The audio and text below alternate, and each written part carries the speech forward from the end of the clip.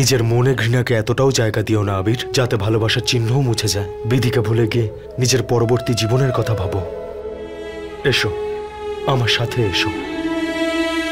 চলো, সব নিয়ম পালন করা হয়ে গেছে, এবার হচ্ছে আনন্দ করার পালা। আবির আর তুমি, তোমরা দুজন তৈরি তো একটা নতুন খেলা খেলার জন্য? এসো এসো, এখানে বসো, এসো।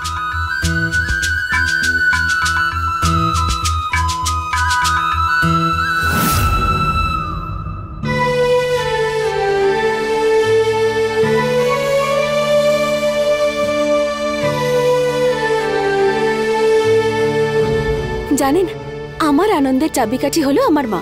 মনে হয় ভেতরে কাজ করছে।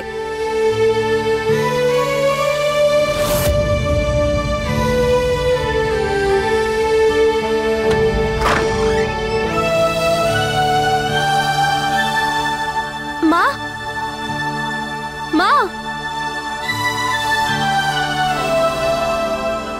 ঘর এত নোংরা হয়ে আছে কেন? কে এসেছে? আপনারা কারা? কে ডেকেছে আপনাদের?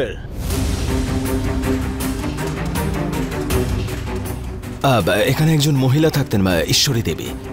ওনার সঙ্গে দেখা করতে চাই। কই দেখতে পাচ্ছি না তো। উনি তো এখন এখানে থাকেন না। ওনার মেয়ে বিধির মৃত্যুর পর ওনাকে বাড়ি থেকে বের করে দেওয়া হয়েছে।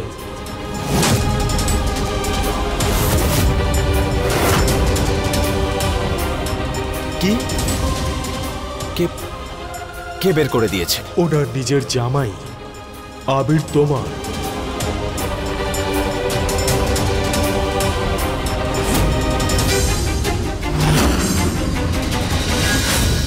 চলো শুরু করা যাক। আমিও তো দেখবো যে হবু বাবা মায়ের মধ্যে থেকে বাচ্চাকে ডাইপার সবার আগে কে পড়াতে পারে। চলো।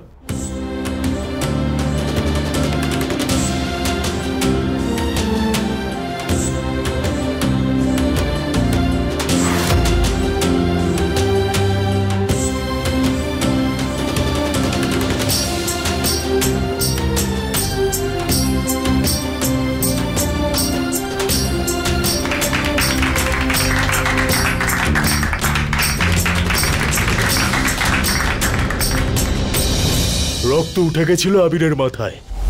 ও ওনার কোনো কথা শোনেনি।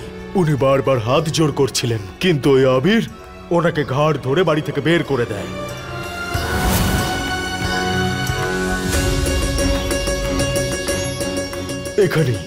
এখানেই বসে উনি পুজো করতেন মেয়ের আত্মার শান্তির জন্য। কিন্তু ওই জঘন্য লোকটা একটাও কথা শোনেনি। ওনাকে ঘাড় ধরে বাড়ির বাইরে বের করে দিয়েছে।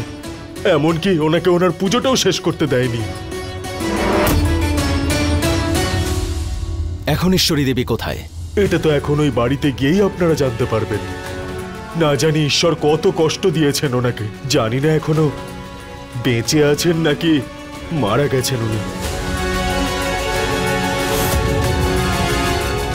ভীষণই ভালো মানুষ ছিলেন উনি। আচ্ছা, আমি এখন চলি।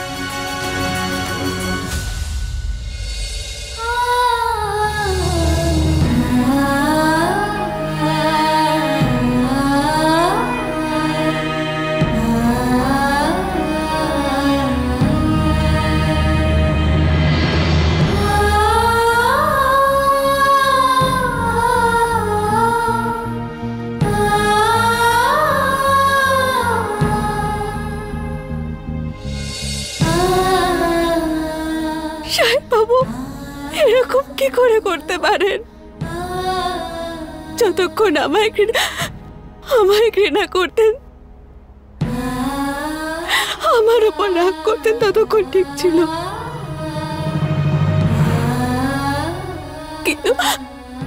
কিন্তু ওনার ঘৃণার জন্য আমার সাথে আমার মা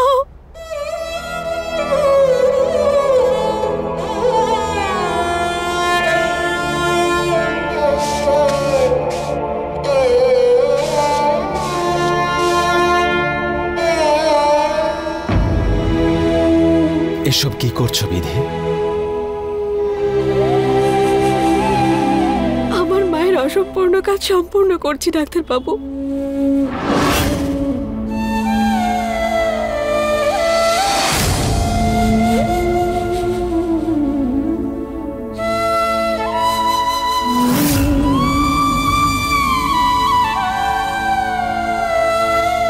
আমার সোনা, আমার কথা মনে রাখিস, এই ফুলটা তুই যখন জলে অর্পণ করে দিবি না, তারপরে আর পিছনে ফিরে তাকাবি না কিন্তু।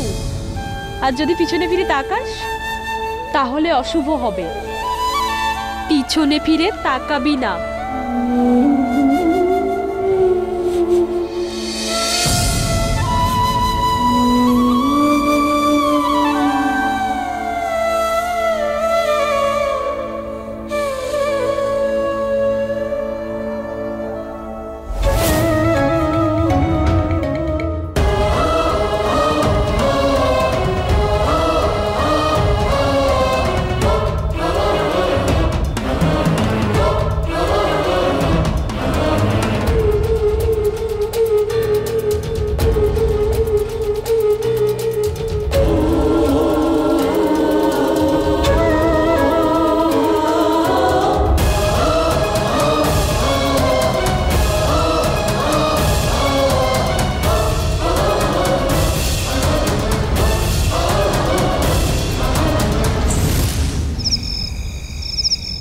দাও কাকিমা।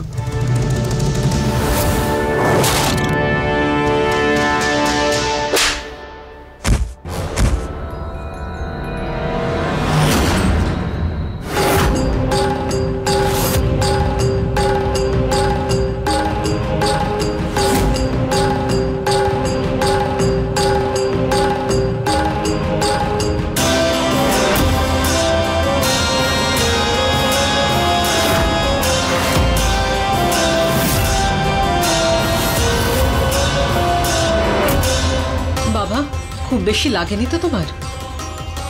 আমি আবার কি ভুল করলাম? তুমি আমাকে জিজ্ঞাসা করছো? আমাকে জিজ্ঞেস করছো তুমি? হ্যাঁ, তুমি আমাকে এটা বলো, সাধের অনুষ্ঠানে বিধির ছবি কিভাবে আসলো? যেমন ভাতের মধ্যে সামান্য একটা কাঁকড় পুরো খাবারটাকেই নষ্ট করে দেয়, ঠিক তেমন ভাবেই আজকে ওই বিধির ছবি পুরো সাধের অনুষ্ঠানটাই নষ্ট করে দিল আমার জন্য। কিভাবে আসলো ওটা? কাকিমা আমি সত্যি বলছি, আমি এমনটা কেন করতে যাব? কেন করতে যাব বলো তুমি? তোমার টিমে আছি তো আমি। আর তাছাড়াও আমি জানি তোমাকে রাগিয়ে দেওয়ার শাস্তি কি।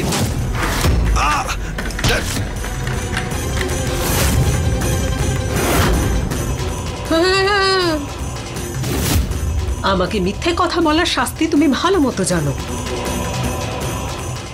কিন্তু একে কষ্ট দেওয়ার কথা কি করে ভুলে গেলে? বসো, তোমাকে মনে করিয়ে দিই। নিশান্ত, তুমি কিভাবে ভুলে যেতে পারো? এটা সাধারণ হুইল চেয়ার নাকি? এটা হলো আমাদের অস্ত্র, সেই অস্ত্র যার সাহায্যে রোজ আমি আমার ছেলে আবিরের মনে ভালোবাসা, কষ্ট, সহানুভূতি তৈরি করি। কি তাই না? কিন্তু কাকিমা, সেটা দিয়ে কি হবে? তুমি তোমার দুই শত্রুর উপর প্রতিশোধ তো নিয়ে নিয়েছো না? ওরা দুজন সঠিক জায়গায় চলে গেছে। ওই ত্রিশালাকে তুমি বিধির উপর মার্ডারের কেসে জেলে পাঠিয়ে দিয়েছো, আর বিধিকে তুমি নিজেই গুলি করে দিয়েছো। আমি শুধু এটা জানতে চাই যে এইভাবে থাকার আর কি দরকার? মানে এভাবে নাটক আর কতদিন করবে? এখনো বাচ্চা তুমি, একদম বাচ্চা, তাই এই চেয়ারে বসার যোগ্যতা তোমার এখনো হয়নি। আসলে কি বলো তো নিশান্ত, যেখানে তোমার বুদ্ধিটা একেবারে শেষ হয়ে যায় সেখান থেকেই লাফ দিয়ে আমার বুদ্ধিটা কাজ করা শুরু করে।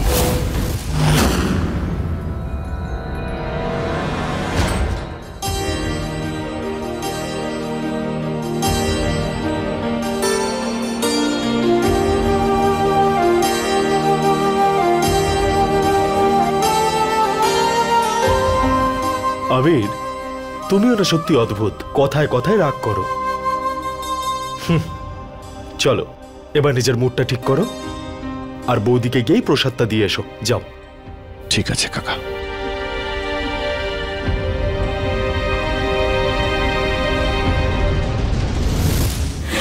আবিরকে কন্ট্রোলে রাখার জন্য এটাই তো রাস্তা আমাদের কাছে। একটু সরো। এবার বলো, এই হুইল চেয়ারে বসা এক বেচারি পঙ্গু মহিলা কাউকে মেরে ফেলতে পারে কি? না। এই হুইল চেয়ারে বসা একজন অসহায় মহিলাকে দেখার পর আমার ছেলের হৃদয় প্রতিহিংসার আগুন জ্বলে উঠবে না? ও শুধু এটাই ভাবতে থাকবে, ওর মায়ের এই অবস্থার জন্য শুধু একজনই দায়ী, বিধি।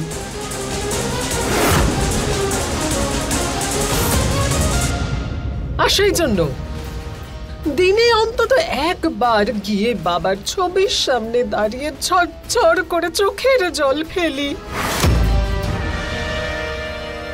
কান্নাকাটি করি, মন খারাপ করি, যাতে আবির কখনো যেন না ভোলে যে ওর পরিবারের এমন দশা একজনের জন্যই হয়েছে, আর সে হলো বিধি।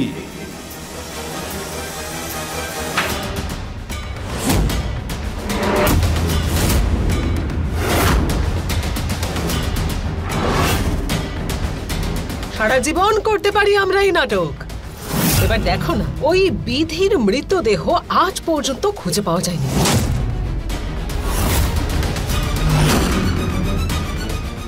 সেই জন্য যতদিন প্রয়োজন ততদিন পর্যন্ত এই নাটক আমরা করতে থাকবো।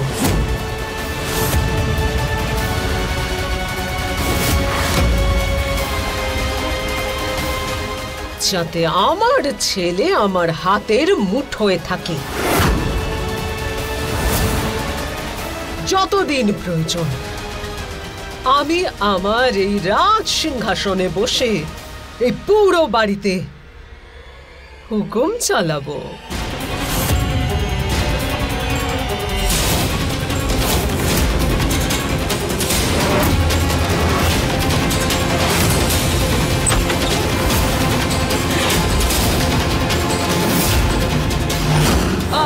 ঠিক আছো?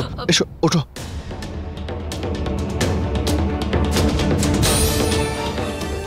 তুমি বসো, বসো। বাবা, আমি জল খেতে হাতটা বাড়ালাম, পড়ে গেলাম। আরে মা, তুমি আমাকে ডাকতে তুমি কেন নিতে যাচ্ছিলে? বাবা, আসলে ঘরে কেউ ছিল না, আমি ভাবলাম জল তেষ্টা পেয়েছে, হাত বাড়ালেই পেয়ে যাব। তোমার সমস্যা আরো বাড়িয়ে দিলাম আমি। আরে তুমি আমাকে ডাকলে আমি চলে আসতাম, তুমি নিজে কেন জল নিতে যাচ্ছিলে? দাঁড়াও, আমি এখন জল দিচ্ছি তোমায়। আমি জানি, তোমার জন্যই তো বেঁচে আছি এখন।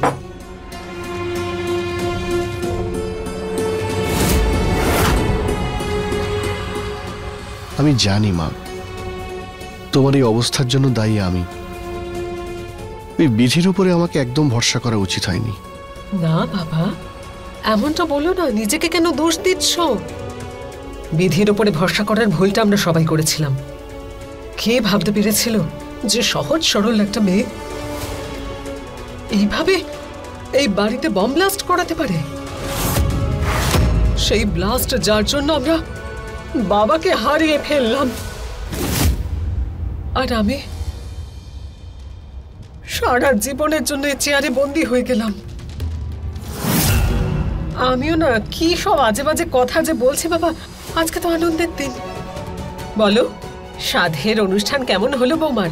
খুব ভালো ছিল মা, আমি তারই প্রসাদ নিয়ে এসেছি মা। আরে আমি খেয়ে নেব, বাচ্চা নাকি আমি, খেয়ে নেব। সবসময় মায়ের কাছে থাকবে নাকি? যাও, বৌমা তোমার অপেক্ষায় রয়েছে। তবে তোমার কোনো কিছুর প্রয়োজন হলে তুমি কিন্তু আমাকে ডাকবে। আমি জানি বাবা, ভালো থাকো, সাবধানে থেকো। যাও।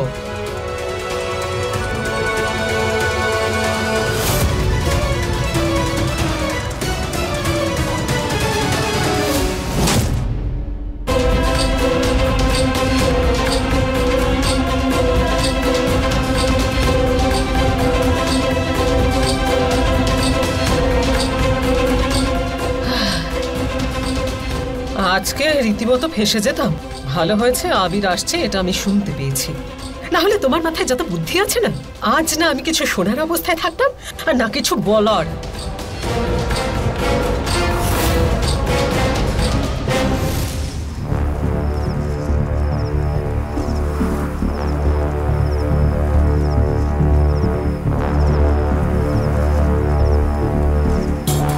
আরে ও রাজধানী এক্সপ্রেস, দাঁড়াও দাঁড়াও, আগে তোমার মুখটা কভার করো, নইলে তোমার পতি পরমেশ্বর আর ওর পরিবার যদি দেখে নেয় না, তোমাকে মারার জন্য আবার পৌঁছে যাবে। চলো। আর বিধি, আমার মনে হয় তোমার চুপ করে বসে থাকা উচিত নয়। ও তোমার আর তোমার মায়ের সাথে যা করেছে তার বদলা নেওয়া উচিত। আমি তো বলছি চলো এক্ষুনি পুলিশ স্টেশন, আমরা ওকে জেলে পাঠিয়ে দিই। না, এই কেমন কথা বলছেন আপনি? আমি আমি প্রতিশোধ নিতে পারবো না। ভাগ্যের খেলা একবার দেখুন, আবার আমার সঙ্গে লুকোচুরি খেলছে। দেখুন না, আবার একটা বড় পাহাড় ভেঙে পড়লো আমার মাথায়। মা জগদম্বা, আমাকে বাঁচালেন কেন? মরে গেলেই পারতাম। আপনি কেন বাঁচালেন আমাকে? ওখানেই ফেলে রাখতেন মরার জন্য। নাও, ভালোর তো কোনো মূল্যই নেই। তোমাকে বাঁচাতে 7 মাস চেষ্টা করেছি, আর তুমি আরে বাঁচিয়েছো কেন? আরে থ্যাংক ইউ বলার বদলে আমাকে কথা শোনাচ্ছ। তুমি মরতে চাও তো? এটাই তোমার ইচ্ছে তো? চলো এসো, এখানে দাঁড়িয়ে থাকো, একদম নড়বে না। যে কোনো একটা গাড়ি আসবে তোমাকে উড়িয়ে দিয়ে চলে যাবে। নড়বে না, দাঁড়িয়ে থাকবে। বোকামি, নিজের জীবনের কোনো ভ্যালুই নেই ওর কাছে। মরতে চাইলে মরে যাক, আমার কি? ওকে বাঁচিয়ে আমি আর আমার জীবনে কোনো দাগ লাগাতে চাই না। কিন্তু ও যদি মরে যায়, ওকে বাঁচিয়ে রাখার 7 মাসের সব চেষ্টা বৃথা হয়ে যাবে।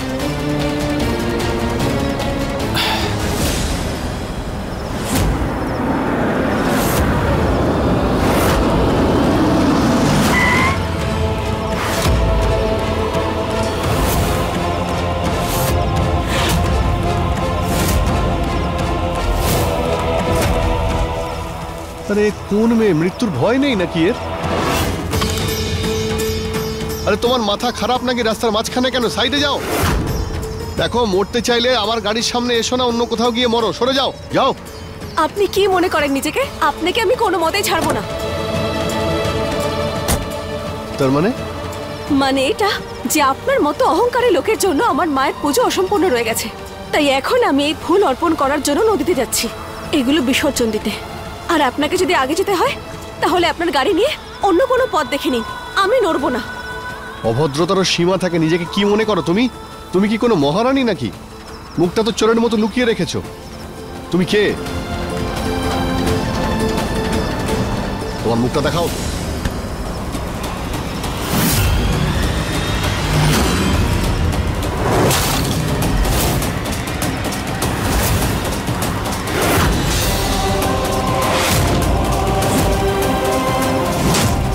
দাঁড়ান,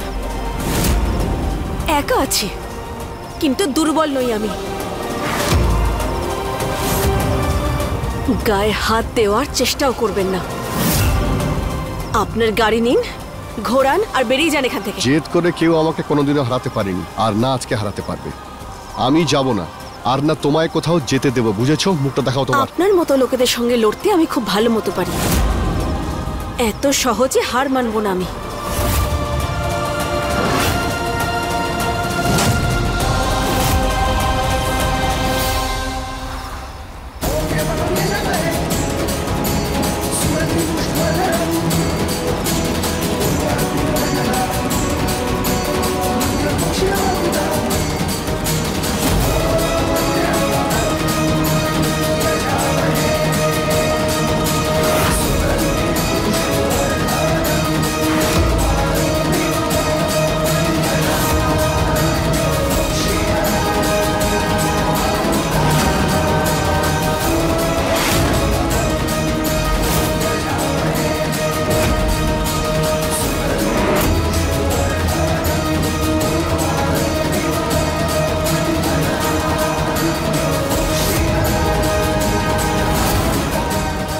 এই মেয়েটাকে তো আমার শিক্ষা দিতেই হবে।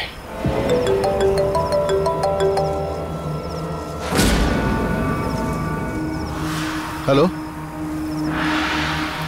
হ্যালো, তুমি শুনতে পাচ্ছো?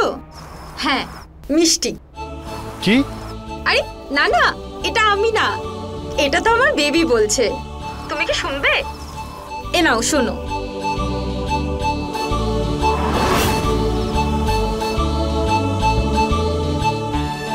শুনলে তুমি? ঠিক আছে, তুমি যা বলবে সেটাই হবে। আর কিছু না, এখনের জন্য শুধু কালো জাম আর তুমি। তোমার যখন খেতে ইচ্ছে হয়েছে, আমি কালো জাম অবশ্যই নিয়ে আসবো। ওকে?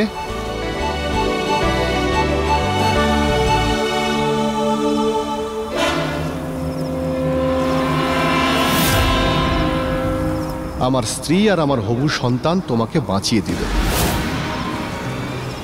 নাহলে তোমায় খুব ভালো করে আমি শিক্ষা দিতাম।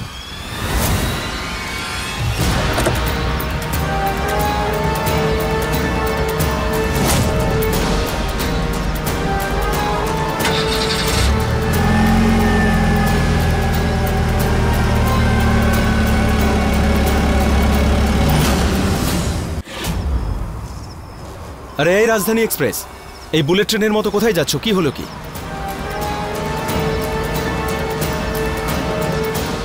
ডাক্তারবাবু, আজ সাহেব বাবুকে দেখার পর আমি বুঝতে পারলাম যে আমি প্রাণ নেওয়ার কথা ভেবে কত বড় অনর্থ করতে যাচ্ছিলাম। আমি ঠিক করে নিয়েছি ডাক্তারবাবু যে এখন আমি বেঁচে থেকে সাহেব বাবুকে ওনার পাপের শাস্তি দেব। এই হলো বাঘিনীর মতো কথা। আর হ্যাঁ, তোমার জগদম্বা মায়ের সাথে সাথে এই প্রজেক্টে আমিও তোমার সঙ্গ দেব।